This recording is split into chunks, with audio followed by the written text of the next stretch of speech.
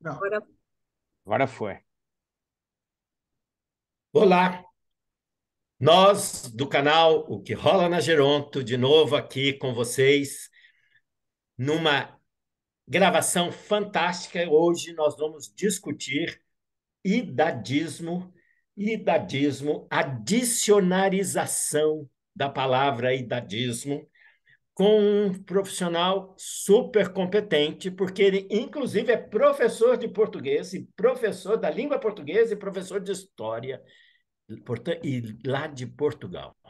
Nós estamos aqui em contato, Marília, Ieda e eu, Carlos não, mas com o professor de língua portuguesa, José Carreira, direto de Portugal.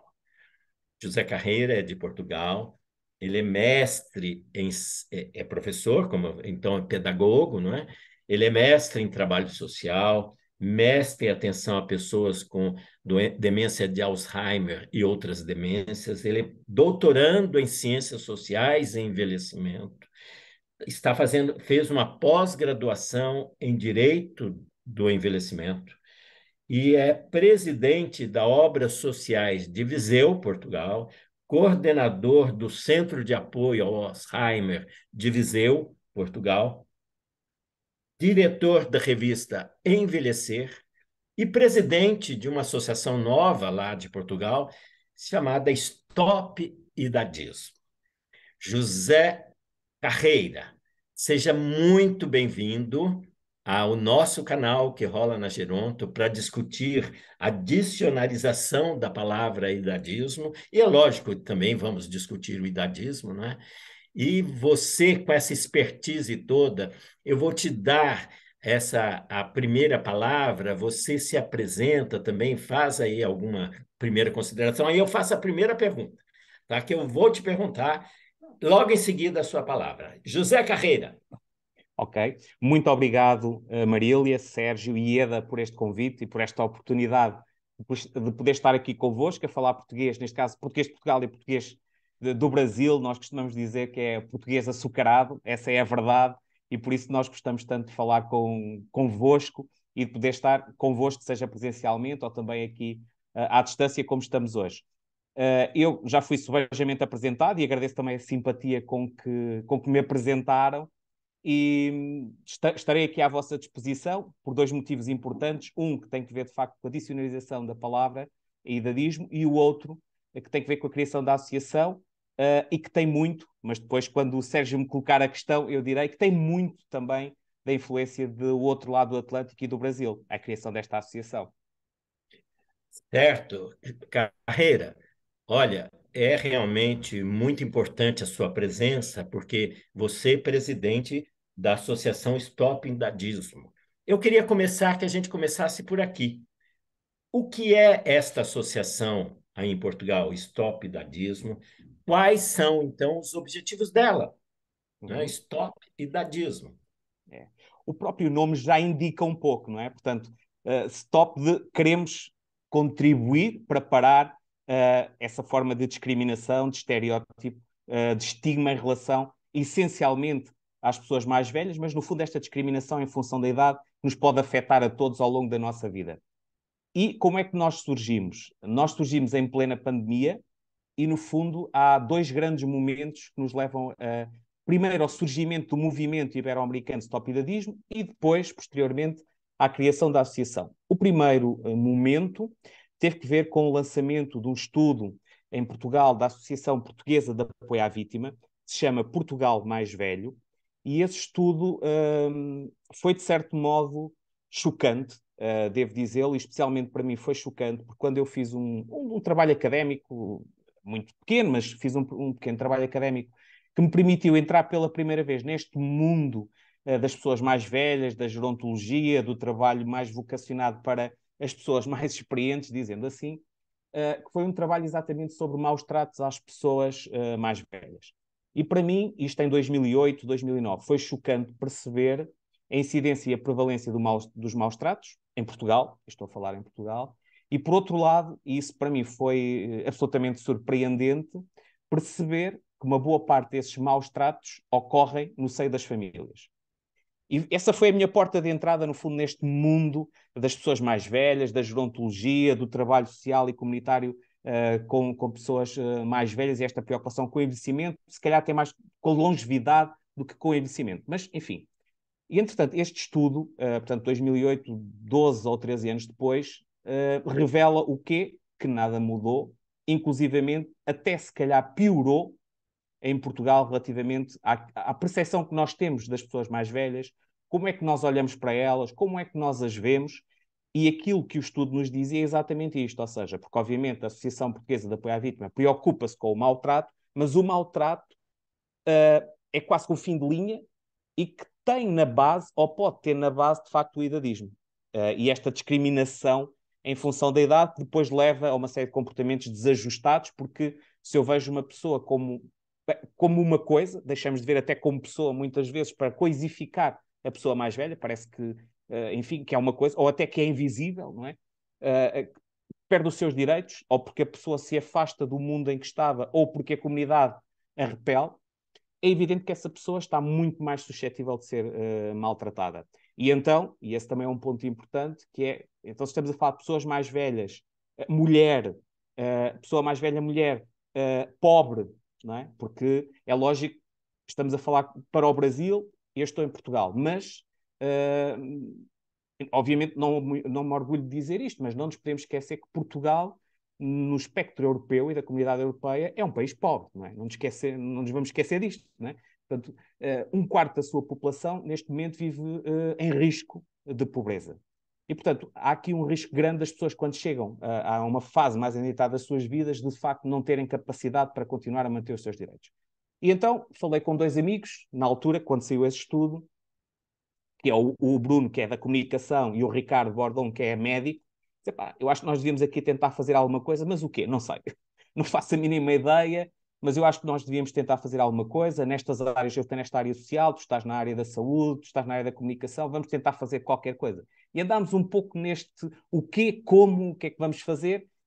Portanto, este estudo saiu em novembro de 2020 e em março, quando andámos nestas conversas, a reunir para aqui, para lá, tomar o café, beber uma cerveja e tal, o que é que fazemos, o que é que não fazemos, em março de 2021 sai o relatório da Organização Mundial de Saúde, exatamente sobre o idadismo, as diversas formas do idadismo, o impacto que ele tem na vida das pessoas, na qualidade de vida das pessoas, como é que nós o poderíamos combater. Pá, e é isto. Então está aqui a ferramenta que efetivamente podemos usar. E tivemos também a felicidade de este movimento já tinha sido iniciado em Espanha, com uma associação do terceiro setor que se chama ASISPA e chamava-se Stop Edadismo. Nós contactámos e dissemos, era isto mesmo que nós queríamos fazer, o que é que nós podemos fazer? E o que nos disseram foi, se querem juntar a nós, juntem-se, vocês trabalham a partir de Portugal na língua portuguesa e nós trabalhamos a partir de Espanha na língua espanhola. E foi simples, na semana a seguir já estávamos a participar numa jornadas, numa conferência, e ainda andámos aqui um bocadinho, bem, para onde é que vamos, para onde é que não vamos? Bom, se calhar o ideal seria podermos fazer aqui um primeiro encontro para pôr o tema na agenda, porque na verdade ninguém falava de idadismo. A palavra era uma coisa completamente fora até do dicionário, não é? Mas portanto, não estava na ordem do dia e arrisco-me a dizer que ainda hoje não está. É algo que soa muito longínquo, é uma coisa que não está nas conversas do dia a dia, do café, não está. Portanto, é uma palavra que ainda está longe de estar no cotidiano de todos nós. E, bem, vamos se calhar organizar um evento, então vamos, em plena pandemia, não é? Bem, e decidimos enviar uma carta ao Sr. Presidente da República, dizendo que nós, da partir da sociedade civil, que iríamos iniciar um trabalho nesta área, porque o Sr. Presidente, o professor Marcelo Rebelo de Sousa, tem uma preocupação grande com as pessoas mais velhas e também com a população sem abrigo, e decidimos enviar-lhe uma carta, educadamente, dizendo que queríamos fazer algum trabalho, e curiosamente ele responde-nos, o que para nós já foi espetacular, não é?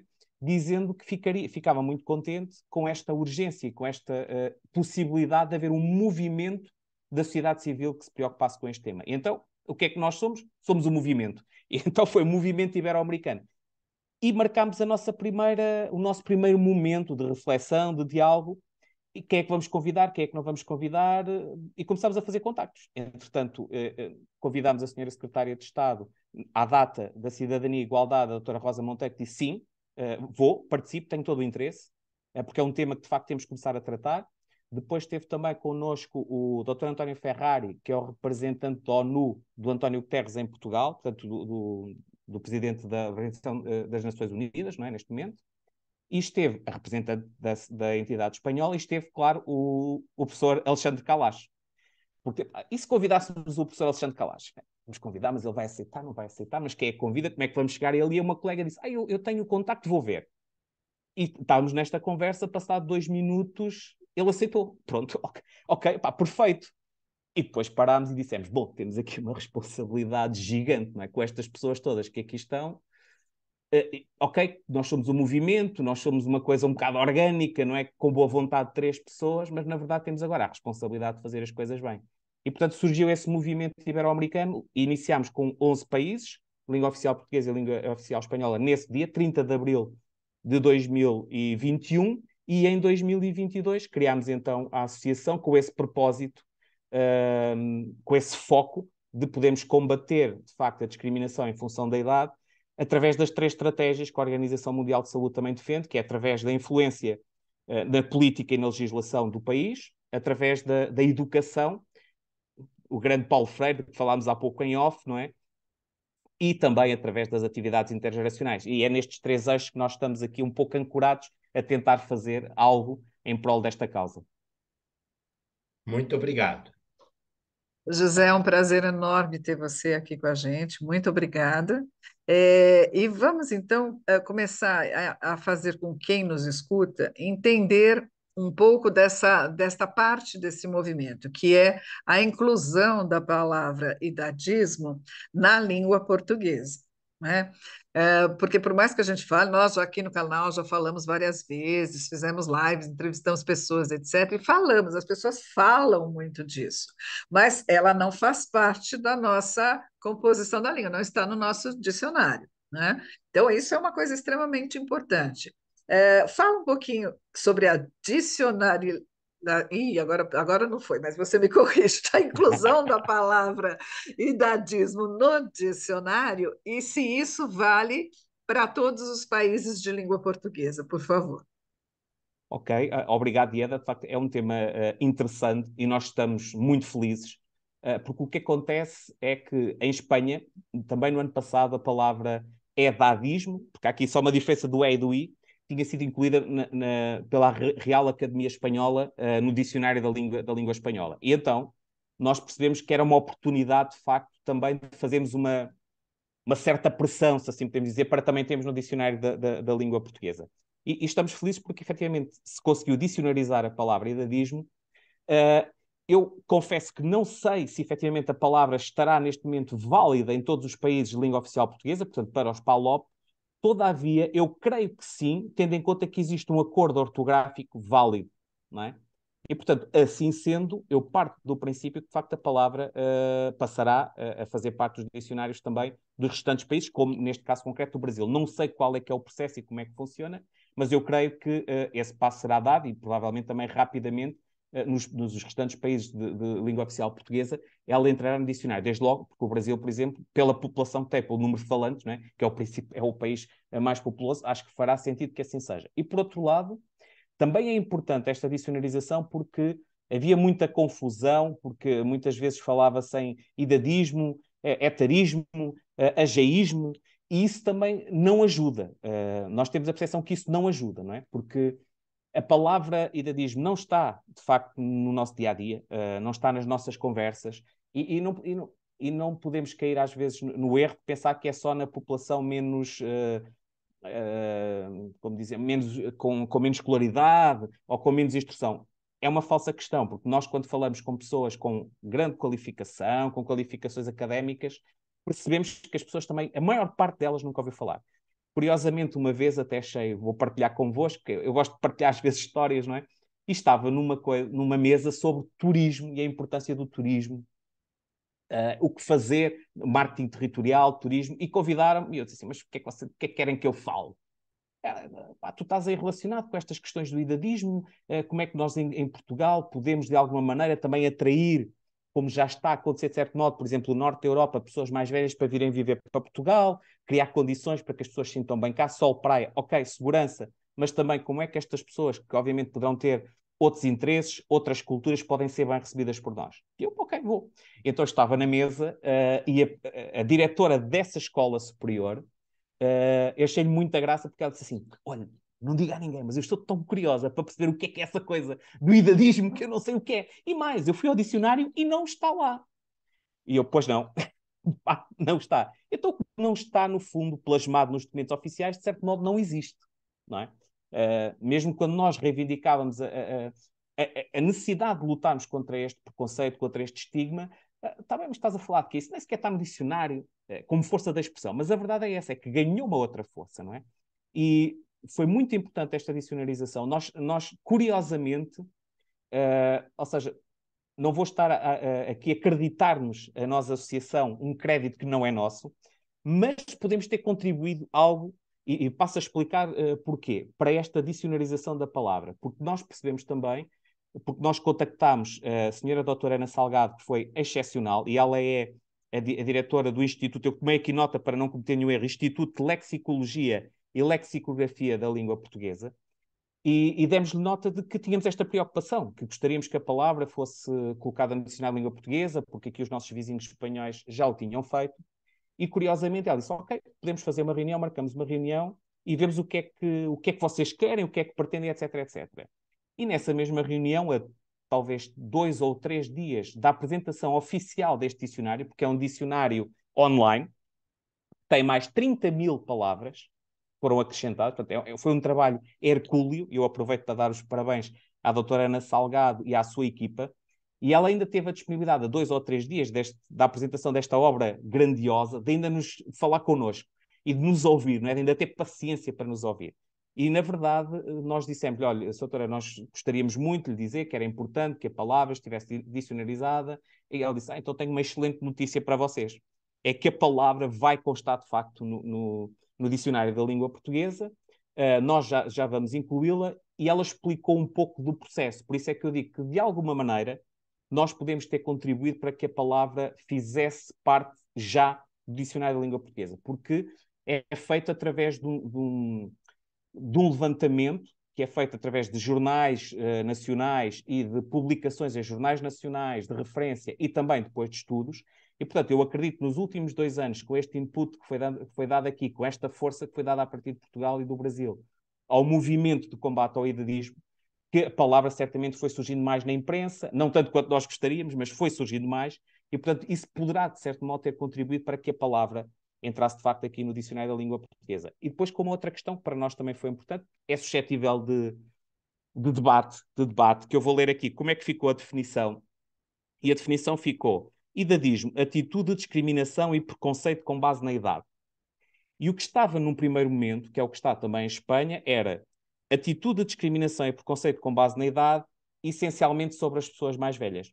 E a nós pareceu-nos que poderíamos, de alguma maneira, se calhar também já estamos aqui a condicionar e nós próprios, se calhar, a sermos idadistas, ou estamos a afastar as pessoas mais velhas. Portanto, é uma discriminação em função da idade. E depois nós sabemos que tem um impacto e uma violência, obviamente, muito maior em relação às pessoas mais velhas, tal como diz o professor Alexandre Calacho muitas vezes, eu jovem vou deixar de ser, não é? Portanto, eu vou deixar de ter essa condição e por essa via vou deixar de ter essa discriminação, enquanto que a pessoa mais velha não volta para trás, não é? Mas, na verdade, no caso da Europa também, é lógico que os dados podem, como é que eu dizer, não vou dizer que estão enviesados, mas podem ser suscetíveis também de crítica, não é? Mas os jovens na Europa também se consideram muito discriminados em função da sua idade. Pronto, e portanto há aqui esta. Então, pareceu-nos que o que seria bom é uma discriminação em função da idade. Ponto. E toda a gente percebe, senão, sobretudo, mas tudo o que vem depois da vírgula normalmente vem confundir. E foi ainda possível que ficasse com esta, ou seja, com este descritivo. E então tem também como sinónimo da palavra, tem também etarismo. Pronto. E foi assim, o processo foi este. Muito bom, José Carreira, essa definição, essa inclusão. Isso é muito recente, pelo que eu vi, foi em abril agora, né, de 2023, que foi oficialmente dicionarizada a palavra. E eu acho que essa deve ser uma briga, não, briga é muito negativo, mas deve ser um movimento nosso para no Brasil também entrar não é? Porque nós pesquisamos o assunto, fala-se muito sobre etarismo e idadismo, mas não tem circulando esta notícia da inclusão. E eu acho que o canal, que tem este papel também em contribuir com a sociedade, possa fazer uma estimulação aí na imprensa para notificar, e aí a palavra acaba sendo incorporada. Eu penso que a gente tem algumas formas. Mas a minha pergunta vai um pouquinho em cima daquele cenário que motivou a criação da Associação Stop Idadismo, da violência contra a pessoa idosa, dos maus tratos à pessoa idosa, cujo cenário, né, que sustenta é o idadismo, é o preconceito etário, é a discriminação. Então, pensando em Portugal, o que tem sido feito, né, para, em Portugal, nas cidades, assim, a sua associação que motiva, a qual você preside, que se tem feito para enfrentar as diversas formas de idadismo? Uhum. Pois, nós entendemos que ainda há muito, muito, muito, muito para fazer. Há agora uma boa notícia em Portugal, portanto, eu creio que será uma boa notícia, que a senhora Ministra da Solidariedade Social, a doutora Ana Mendes Godinho, deu essa notícia talvez há 2 semanas, que vai ser criado um centro de competências para o envelhecimento, o que, de certo modo, é um sinal de que há uma preocupação com este tema. E que é um tema que não tem sido tema, se assim posso dizer, porque, na verdade, em Portugal foi apresentada uma estratégia para o envelhecimento ativo e saudável em 2016. Essa estratégia seria para implementar entre 2017 e 2025, mas na verdade tal não aconteceu. E agora temos esta oportunidade, julgo eu, com esta criação do Centro de Competências, também, de certo modo, porque julgo que estão a trabalhar, que a senhora Ministra também falou, novamente num documento, numa estratégia nacional que possa contribuir para o envelhecimento ativo e saudável. Possamos fazer aqui um caminho que importa fazer e que está, efetivamente, ainda por fazer. E tivemos essa percepção clara exatamente durante a pandemia, não é? Porque a pandemia não teve nada de positivo, ou pelo menos eu acho que não teve nada de positivo, mas, de certo modo, trouxe visibilidade a algo que estava muitas vezes invisível. Desde logo as pessoas mais velhas, por exemplo, institucionalizadas, não é? Porque essas pessoas, a partir do momento em que entram numa organização, passam a ser invisíveis, não é? É como se perdessem a sua identidade, como se tivessem uma espécie de morte social. E com a pandemia percebemos que essas pessoas existem, que é preciso cuidar, que é preciso continuar a apoiar os seus projetos de vida e que não podemos deixar de olhar para elas como pessoas apenas e só porque são institucionalizadas. E neste momento começa a haver um movimento na Europa, mas em Portugal também, de se trabalhar para a desinstitucionalização ou para atrasar o mais possível a institucionalização das pessoas. Ou seja, criar condições para que eu possa viver, envelhecer em minha casa. E nesse sentido, e nesse contexto, há todo um trabalho para fazer, que voltamos aqui ao princípio, não é? Dificilmente se consegue fazer este trabalho se nós continuarmos a olhar para as pessoas de forma errada, de forma discriminatória, porque se não olharmos para as pessoas enquanto pessoa, ou seja, um cidadão e uma cidadã de pleno direito, independentemente da idade que possa ter 50, ter 60, ter 70, não interessa. Enquanto não conseguimos olhar para estas pessoas como verdadeiramente pessoas, eu creio que todo o projeto, plano, legislação, não irá funcionar bem. E, portanto, o que nós temos vindo a fazer também é isso, ou seja, temos tentado influenciar. Em Portugal, essa palavra não soa bem, mas de algum modo tentamos fazer algum lobby, dizendo assim, com os nossos parques recursos, não é? Que é a nossa vontade, que é a nossa... mas fazer algum lobby junto, por exemplo, das entidades políticas, exatamente para dar nota de que seria absolutamente fundamental, por exemplo, e penso que pode ser um desafio também interessante para o Brasil, criar, nós demos-lhe um nome assim, não sei se tem que ser exatamente assim, mas um observatório do idadismo. Tal como existe um observatório para o racismo, um observatório para o sexismo, deveria também haver um observatório para o idadismo, porque sabemos que é preciso estudar o fenómeno, é preciso conhecer o fenómeno, e nós em Portugal, obviamente, eu falei há pouco, temos muito esta estrutura da Organização Mundial de Saúde e do relatório de idadismo, mas depois não existem estudos em Portugal que meçam efetivamente a incidência do idadismo, como é que as pessoas se sentem quando são vítimas, se é que as pessoas se sentem vítimas, que sabemos que essa também é uma questão, que muitas vezes as pessoas são vítimas e não se sentem vítimas, porque elas entendem, anulam-se e entendem que de facto passam a ser um peso para a sociedade, um fardo para a sociedade, não têm nada para contribuir. Portanto, elas próprias não assumem que estão a ser discriminadas. Portanto, nós temos vindo a fazer isso, que é absolutamente determinante, criar um observatório de idadismo. 2, e não sei se a ordem será primeiro o observatório ou a campanha, mas enfim, mas também criar uma campanha nacional de informação, sensibilização, de capacitação da comunidade para se perceber exatamente do que é que estamos a falar. Porque Portugal, 1/4 da população portuguesa, que é uma população pequena, nós temos 10 milhões de habitantes, não é? O São Paulo tem muito mais do que Portugal inteiro, 1/4 da população portuguesa tem mais do que 65 anos. Então, temos que fazer alguma coisa para adaptar, por exemplo, as cidades, que é onde maioritariamente as pessoas estão, a esta população que vai envelhecendo cada vez mais, não é? Nós somos um país que, no fundo, envelhece duplamente. Há aqui quase que duas... Porquê? Porque as pessoas vivem mais anos, felizmente, embora com pouca qualidade de vida nos últimos anos, mas, por outro lado, também não nascem crianças, não é? Portanto, há aqui um duplo envelhecimento, ou seja, as pessoas vivem mais anos e cada vez somos pessoas mais velhas e menos jovens, a população ativa decresce, o número de crianças decresce, e por isso é que nós precisamos, vou dizer assim, como do pão para a boca, de população migrante. Não é? Precisamos que as pessoas venham, de as acolher efetivamente, que essa seria outra discussão, mas temos condições para acolher bem as pessoas, integrá-las, porque precisamos delas. Precisamos das crianças, que já há muitos anos que Portugal não consegue substituir, ou seja, já nascem muito menos crianças do que pessoas que morrem. E, portanto, estes 2 pontos para nós seriam absolutamente fundamentais. A criação do Observatório de Idadismo e a criação de uma campanha de informação, sensibilização e capacitação da comunidade.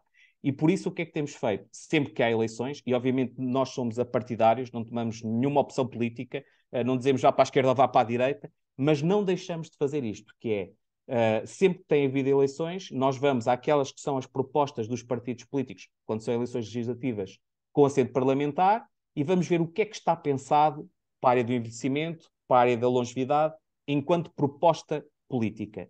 E publicamos no nosso site. E depois as pessoas vão e informadamente fazem as suas opções. E claramente percebe-se, uma coisa também sabemos que é um programa, outra coisa é a execução do programa. Mas, por exemplo, um partido que só tem uma linha a falar de envelhecimento pode ser um indicador de que alguma coisa aqui não está bem. E, na verdade, esse também é um ponto que nós queremos, é difícil, mas que nós gostaríamos também, que era contribuir para empoderar as pessoas com 65 e mais anos. Porquê? Porque se eles são 1/4 da população, até do ponto de vista político, podem influenciar claramente aquilo que é o seu destino. Não têm que estar à espera daquilo que o José, que tem 46, ou que o Ricardo, que tem 52, pode estar aqui a fazer. Têm, de facto, uma voz, podem ter uma voz ativa e podem ser decisivos para aquilo que é o seu presente e também o seu futuro. E deixarmos, que nós somos craques nisso, não é? Ser treinadores de bancada. Chegamos ao café e dizemos mal disto e daquilo, e depois eu fazia assim, mas depois não fazemos uma coisa simples que é, por exemplo, ir votar, que é votar em consciência. Portanto, nós tentamos fazer esse trabalho, não é?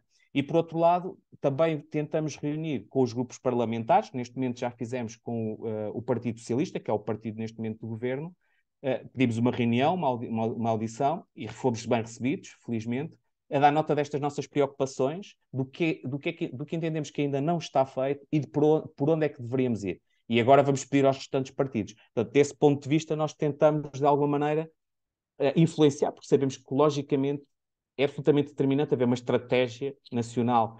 Eu já nem digo uma estratégia nacional de combate ao idadismo, mas uma estratégia nacional para a longevidade e para a harmonia entre gerações, que eu acho que aí é que está o segredo e o truque. Porque nós sabemos que aquilo que vai ser bom para a pessoa mais velha também vai ser bom, por exemplo, do ponto de vista da acessibilidade de um autocarro, ónibus, não é?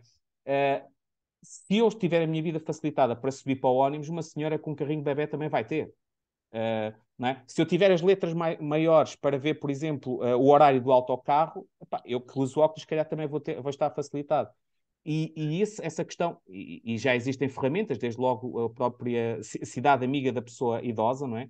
Explica bem quais são as áreas que devem ser tidas em atenção e como é que devemos trabalhar para ter E eu volto a dizer, se calhar não é uma cidade amiga da pessoa mais velha, mas uma cidade amiga de todas as idades, não é?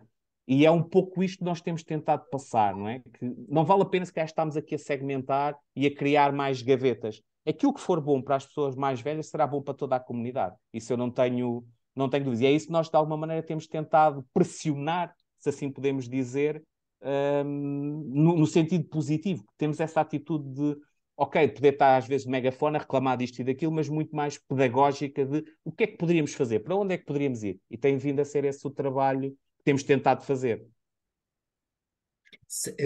José Carreira, excelente. Esse seu resumo de que uma sociedade é para todas as idades, ela é muito importante quando a gente defende que a sociedade é para todos, o idoso estará incluído, assim como todas as outras.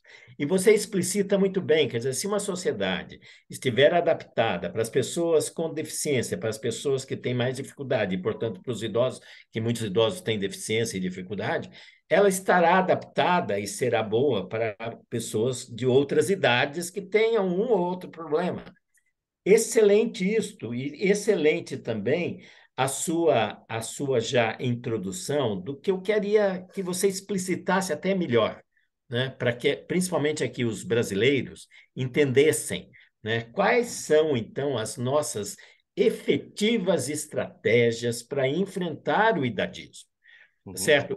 Somos países irmãos, mas temos sociedades com, apesar da mesma cultura, temos diferenças importantes na nossa sociedade. Então, você já citou algumas coisas, como você falou, aí, empoderamento das pessoas idosas, a campanha nacional de sensibilização, o observatório do idadismo, como coisas importantes para começar a entender idadismo, mas eu queria que você explicitasse melhor. Quais, então, serão as nossas estratégias daqui para o futuro para enfrentarmos o idadismo? Muito bem. Nós estamos muito focados naquelas que são as 3 grandes estratégias que a própria Organização Mundial de Saúde defende. Porque se são propostas, é porque alguém estudou, é porque alguém já percebeu que são as que funcionam melhor. Então, política e legislação é absolutamente fundamental e determinante. Nós trabalhamos nesse âmbito e os governos, sejam eles nacionais ou estaduais, os municípios, que nós em Portugal temos a questão também da municipalidade, perceberem, por exemplo, que o envelhecimento ativo não é apenas e só uma questão de atividade física. Isto pode parecer estranho, mas durante muitos anos o envelhecimento ativo, eu não sei se o Dr. Calasto nos vai ouvir, senão ele até fica arrepiado, não é? Mas na verdade, o envelhecimento ativo foi muitas vezes encarado apenas e só como algo físico, atividade física. Ainda bem que foi, porque começámos um caminho, não é? Mas envelhecimento ativo de participação ativa na sociedade, por exemplo, não é? De o que é que as pessoas querem para elas, não é? Portanto, e nós entendemos que esse é determinante. Portanto, legislação, políticas públicas são determinantes para podermos levar por diante o objetivo de combater o idadismo. Depois, um segundo ponto, que é a questão da educação. E para mim, obviamente, algo estaria errado se não defendesse isso também. A educação é determinante.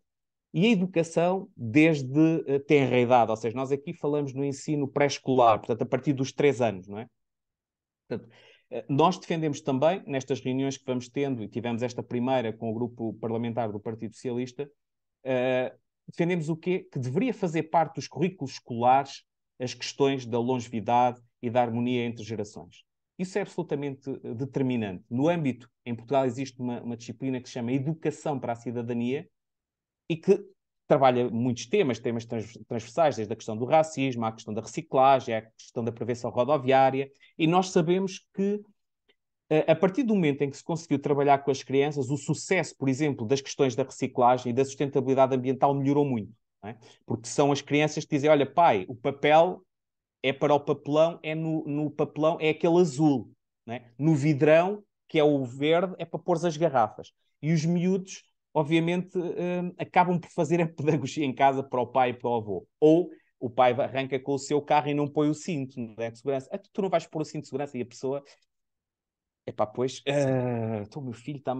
E isso funcionou muito bem, quando houve essa estratégia de começar na educação e os miúdos levarem, as crianças, os jovens levarem essas preocupações para casa, chegar ao pai, chegar ao voo, a coisa funcionou. Portanto, a educação é absolutamente fundamental e determinante. E outra questão importante tem que ver com as atividades intergeracionais, que é o outro, portanto, políticas e legislação, educação e atividades intergeracionais. É evidente que nós já vamos vendo bons exemplos em algumas instituições, públicas e privadas, em algumas cidades, de promoção de atividades intergeracionais. Mas são pontuais, ou seja, são a exceção que confirma a regra, não é? E deveria haver, voltamos aqui à questão da educação e também da responsabilização política, seja ela nacional ou municipal, de haver um plano estratégico que potenciasse, por exemplo, no âmbito da cultura, ok, vamos apoiar mais fortemente quem, por exemplo, no mundo artístico, tenha um programa ou tenham atividades que sejam acessíveis e interessem a todas as gerações, por exemplo, não é? E isso seria absolutamente determinante, porque quando nós conseguimos fazer isso, evitamos, por exemplo, o que está a acontecer neste momento em Lisboa, porque é a capital, que é a grande moda em Portugal, eu não sei como está no Brasil, foram as ciclovias. Portanto, que é ciclovias nas cidades, a mobilidade suave e sustentável, toda a gente anda, enfim, ou andar de bicicleta, andar de trotinete, andar de skate, mas há um problema, não é? É que há muito aquelas... parece estranho o que eu estou a falar, mas já vão entender porque é que eu estou a falar neste assunto. Aquelas trotinetes elétricas. Aquilo atinge uma velocidade muito grande. Não havia regras. Então o que é que acontece? Para as pessoas mais velhas, não é? Poderão ter uma mobilidade um pouco mais reduzida, movimentam-se um pouco mais devagar. Muitas pessoas neste momento têm medo de sair de casa e de serem atropelados por uma trotinete, ou de serem atropelados por um skate, ou de serem atropelados por uma bicicleta. Ao ponto de, por exemplo, em Paris, neste momento, já estão a proibir a utilização dessas trotinetes elétricas. Porquê? Porque há muitos casos de atropelamento, há muitos acidentes, e isto passa a ser um obstáculo, de facto, àquilo que é a vida da cidade e a que todas as pessoas, todas as idades, possam continuar a viver tranquilamente na sua cidade. Por exemplo, há outras questões que têm que ver com a própria urbanização da cidade, que é difícil andar a caminhar sem ter uma esplanada, sem ter uma publicidade. Portanto, para quem caminha a pé, para o peão, e que possa ter alguma limitação, alguma dificuldade, as cidades estão-se a tornar praticamente, deixam quase de ter o espaço público, não é? E, portanto, tudo isto tem que ver com educação, com políticas públicas, com legislação específica que permita, de facto, por exemplo, nós sabemos que o envelhecimento e a urbanização andam de mãos dadas, não é? Cada vez mais nós vivemos nas cidades. Portanto, que as cidades sejam pensadas para todas as idades.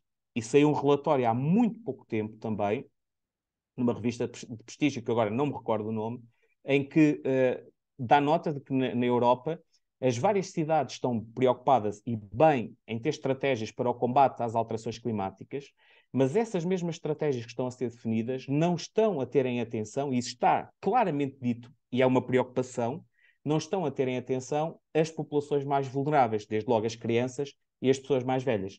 Porque, de facto, essa não é uma preocupação que está na ordem do dia.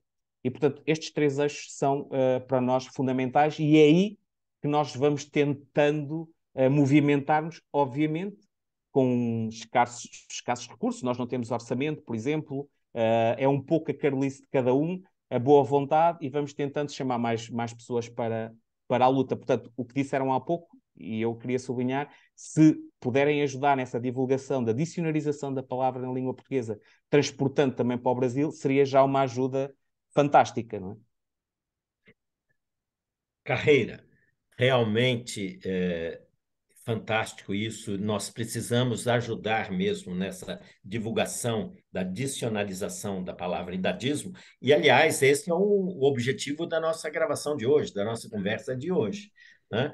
Vou fazer um parênteses aqui. Você falou da trotinete elétrica aí, aqui eu acho que é a nossa patinete, tá certo? E aqui também foi proibida, exatamente pelo mesmo motivo, por causa de acidentes que começaram a ocorrer, e inclusive pessoas que tinham mobilidade mais reduzida, até idosos, né? Então, também por aqui. Mas eu queria só fazer um apontamento dessas quatro ou três estratégias, que na verdade eu anotei como quatro, que até estão na plataforma do desenvolvimento saudável, do envelhecimento saudável.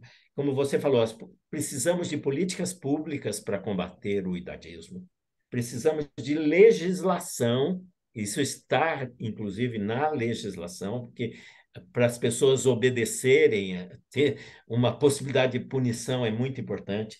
A questão educativa é fundamental, né? E as atividades intergeracionais. Quer dizer, nós aqui no Brasil temos um caminho longo, muito longo pela frente para fazer um stop idadismo aqui, certo? Quer dizer, nós estamos num começo muito pequeno e talvez vocês aí já esteja um avanço um pouquinho melhor, não é? Eu acho que isso é muito importante. Mas nós, José Carreira, nós temos, o nosso tempo está acabando, nós temos já de pensando numa finalização. Eu quero te dar a palavra para você fazer alguma consideração importante, um complemento de tudo que você falou, de tanta informação importante sobre o idadismo e a sua dicionarização, a importância dessa dicionarização, mas eu queria te dar mais um tempo aí, final, para você, então, colocar aspectos não comentados ainda, coisas que você queira, né, enfatizar aqui para os nossos ouvintes, sobre essa coisa que nós temos de combater, que é o idadismo. Então, vou te dar algum tempo, você fala, e depois eu termino a nossa gravação de hoje. Com a palavra, José Carreira. Perfeito. Sérgio, muito obrigado por esta oportunidade de poder tocar aqui, talvez, um assunto que poderão ser dois, e eu vou tentar ser mais breve, porque eu fico muito tempo, tomo muito, muito do vosso tempo em cada vez que me dão a palavra. Nós temos neste momento também em mãos um desafio grande, que é nós ponderarmos criar, no fundo, uma ferramenta que designamos de selo anti-idadismo. E o que é este selo anti-idadismo? O que é que nós estamos a fazer e estamos a procurar fazer? É que, através, mais uma vez, da educação, formação e capacitação, nós podermos chegar às instituições, às entidades, sejam instituições públicas, sejam entidades privadas, seja o terceiro setor, ONGs, e podemos fazer o quê?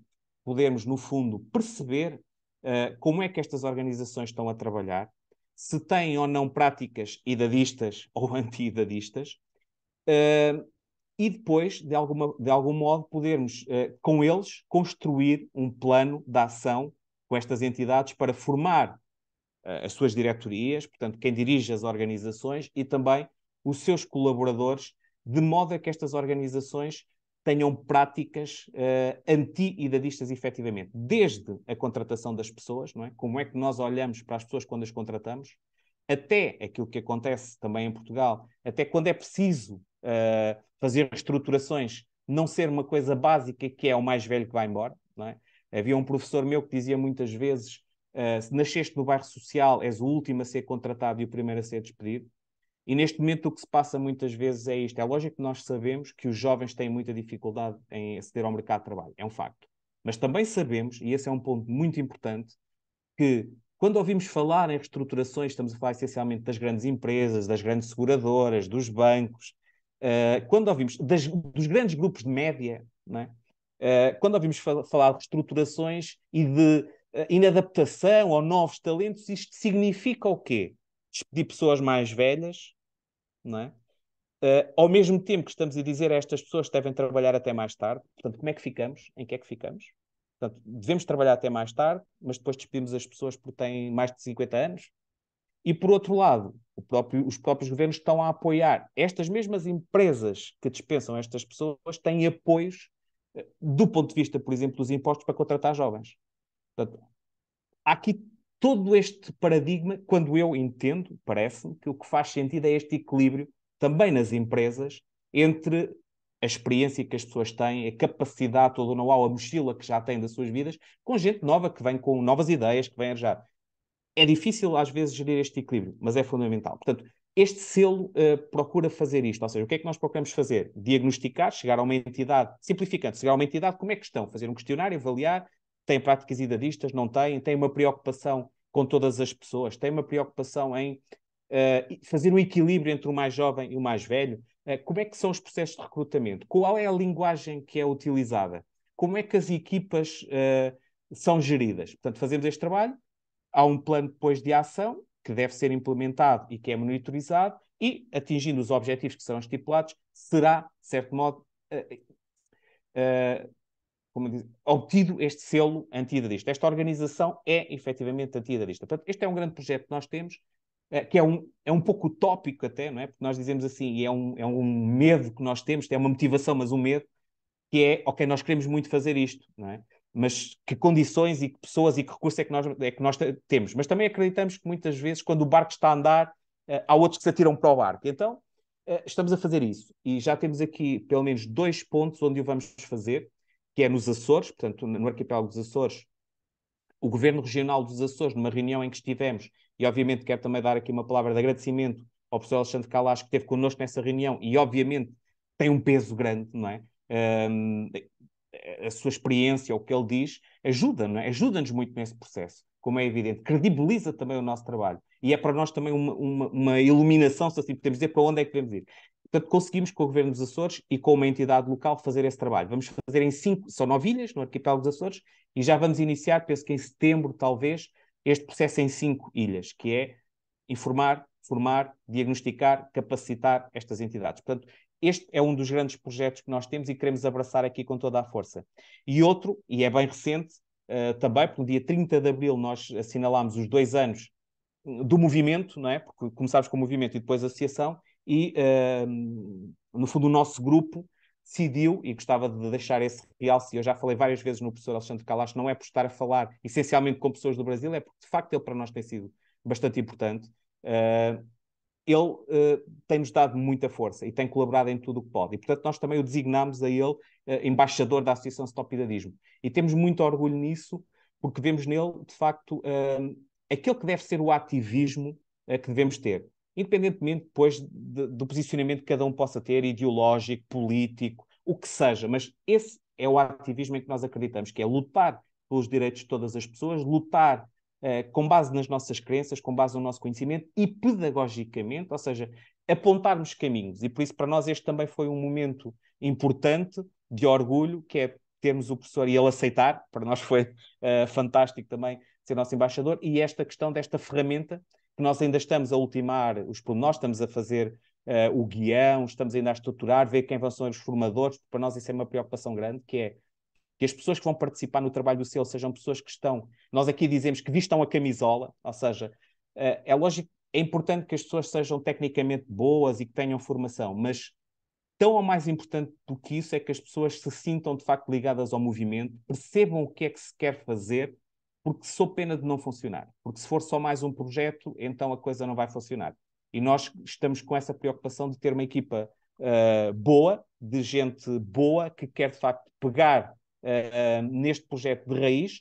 Começámos nos Açores, como disse, em Braga também, que é uma cidade a norte do país, também já vamos iniciar este trabalho e, se possível, obviamente, claro que isto é muita ambição, mas esse é o propósito, poder depois replicar no resto do país, em todas as organizações que passem a ter esta preocupação, que é uma preocupação urgente e mais do que isso, é uma necessidade, não é? Porque, como eu disse há pouco, Portugal, se não conseguir rapidamente estruturar-se, reestruturar-se e alinhar-se, e não ser só a questão das pensões, eu não sei se no Brasil se diz, são as reformas, as pensões, que é um ponto muito importante e que obviamente diz muito às pessoas, mas, e é um ponto estratégico, muitas vezes do ponto de vista político e das opções políticas, mas há muito mais enquanto preocupação, há muito mais trabalho para fazer, além da questão das reformas, né? Até chegar à reforma, as pessoas já teve toda uma vida onde não pode ser discriminada, onde não deve ser discriminada, deve sim ser apoiada, incentivada a continuar a ser um cidadão e uma cidadã de pleno direito, que depois, obviamente, terá direito à sua reforma, à sua pensão, se assim o entender, que é outro ponto curioso, não é? Que é a questão da obrigatoriedade, por vezes, a partir de determinada idade, a pessoa ter que se reformar. Mas isso seria uma outra discussão. Mas, portanto, basicamente, é a mensagem que eu gostava de dizer final é esta, que trabalhamos, no fundo, para uma comunidade, para todos nós, para homens, mulheres, brancos, negros, gordos, magros, altos, baixos, para todas as pessoas de todas as idades. E esse é o ponto. E às vezes temos também que nos corrigir a nós próprios, não é? Porque por vezes estamos tão focados no problema que enviesamos um pouco a possibilidade da solução. E a solução tem que ser esta, que é uma comunidade para todos e para todas. E não estamos a segmentar, é novo, é velho. Até porque na Europa, de quando em quando, há um risco grande, quase que de uma guerra surda entre gerações, não é? Sempre que há uma crise, parece que há aqui como que os mais velhos ocupam os lugares de trabalho, só consomem recursos e não deixam os mais novos entrar, e nós não podemos correr nesse risco. Daí a nossa preocupação de definição de idadismo, não cair nesse risco, dizer que é só os mais velhos ou só os mais... Não, não, não. Temos que ter aqui políticas públicas que pensam em todas as pessoas, de efetivamente todas as idades, e que não discriminem ninguém. Muito obrigado. Nossa, Obrigado, Marília. Carreira. Obrigado, Sérgio. Obrigado, Ieda. Nossa, nós é que agradecemos. Você falou de forma muito contundente de um assunto importante, esclarecendo muito a todos os que nos seguem. Nós queremos te agradecer, uma gratidão imensa pelas suas palavras e por ter disposto o seu tempo para estar aqui conosco nessa gravação e nessa explicação e nessa discussão. Muito importante. Achei linda essa iniciativa, não só linda, importante essa iniciativa do selo anti-idadista, que é uma coisa que ajuda mesmo, inclusive, não só as pessoas, mas as instituições, corporações, grupos, serviços, a incorporarem a ideia de que ele precisa ser anti-idadista, tá certo? É muito interessante. Parabéns pela iniciativa. Eu queria que terminando a nossa gravação, nesse agradecimento ao José Carreira, lembrar a todos a importância que tem essa iniciativa de Portugal de dicionarizar a palavra idadismo para exatamente ser uma ferramenta de ajudar a todos nessa luta contra o idadismo. E contra o idadismo não é só para os idosos, como o José Carreira muito bem aqui nos colocou, tá certo? Foi José Carreira, muito obrigado, porque você, de fato, é uma pessoa que está nesse meio, está mergulhado de cabeça e tem todos esses conceitos, né, muito claros e trouxe isso para nós e vai nos ajudar a espalhar essa luta contra o idadismo aqui também no Brasil, tá certo? E você já lembrou, nós temos também o professor Alexandre Kalash, que está aqui conosco, né? E que é agora o embaixador aí do Stop Idadismo, tá certo? É uma coisa importante. E nós temos potencial aqui no Brasil de fazer o que vocês já estão fazendo aí, apesar de sermos um país muito maior, mas não tem importância, né? O exemplo de Portugal e de Espanha pode nos ajudar a estimular as nossas ações para fazer a luta contra o idadismo. Então, muito obrigado mais uma vez, e nós aqui do canal O que Rola na Geronto, lembrando que idadismo, como está no dicionário já, é atitude de discriminação e preconceito com base na idade. Nós do canal queremos terminar aqui dizendo a vocês que divulguem essa gravação ao máximo, para que as pessoas comecem a entender essa questão do idadismo. Deixe o sininho acionado para vocês, né, receberem as novas notificações das postagens do nosso canal que rola na Geronto. Se inscrevam no canal, tá certo? E dê lá o seu ok, gostei, like lá, porque isso é importante para o canal, para aumentar a nossa visibilidade aí no meio internetico. Então, deem lá o seu like. E, olha, muito até a próxima gravação e agradecer mais uma vez essa figura fantástica, com esse professor de língua portuguesa aqui que nós tivemos, que é o José Carreira, diretamente de Portugal. Muito obrigado.